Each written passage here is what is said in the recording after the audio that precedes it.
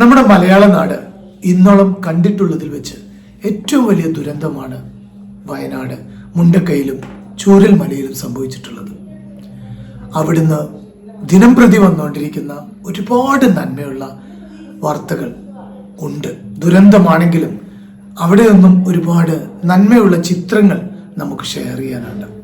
അതിൽ എന്നെ ഏറ്റവും അധികം സ്വാധീനിച്ച ഒരു ചിത്രമാണ്, ഒരുപാട് ചിത്രങ്ങളുണ്ട് കേട്ടോ.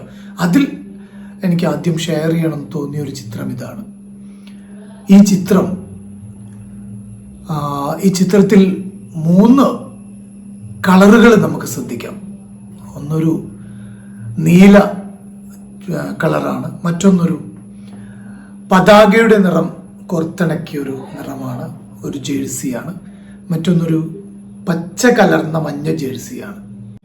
ഈ ജേഴ്സികളെല്ലാം പ്രതിനിധാനം ചെയ്യുന്നത് കേരളത്തിന്റെ യുവത്വമാണ് എന്നുള്ളത് വലിയൊരു കാര്യമാണ്. അതോടൊപ്പം അവരെല്ലാം വ്യത്യസ്തമായ രാഷ്ട്രീയ പാർട്ടികളുടെ പ്രത്യയശാസ്ത്രത്തിൽ വിശ്വസിക്കുന്നവർ കൂടിയാണ്.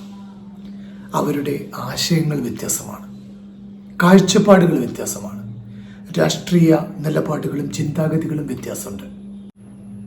ഇങ്ങനെ തോളോട് തോൾ ചേർന്ന് നിൽക്കുന്ന ഒരു മണ്ണുണ്ടല്ലോ, അത് കേരളം തന്നെയാണ്. അവിടെ മറ്റെന്തിനേക്കാളും നമ്മൾ മനുഷ്യത്വത്തിന് വില കൊടുക്കുന്നു. അതിൻ്റെ വലിയൊരു ദൃഷ്ടാന്തമാണ് മുണ്ടക്കയിലും ചൂരൽമലയിലും നമുക്ക് കാണാൻ സാധിച്ചത്.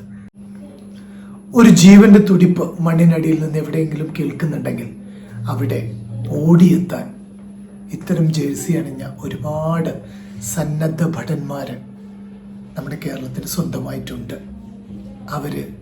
അവരുടെ ജീവനും അവരുടെ കുടുംബവും ഒന്നും നോക്കാണ്ട് സ്വന്തം വീട്ടിലേക്ക് തിരിച്ചു ചെല്ലുമെന്നൊരുറപ്പില്ലാണ്ട് അതിനാണ് നമ്മൾ കൊടുക്കുന്നത്. അങ്ങനെ ഒരുപാട് പേരുണ്ട്. ഈ ഒരു ജേഴ്സി അണിഞ്ഞ ആളുകളല്ലാതെ ഒട്ടേറെ പേര് അവിടെ ഉണ്ടായിട്ടുണ്ട്.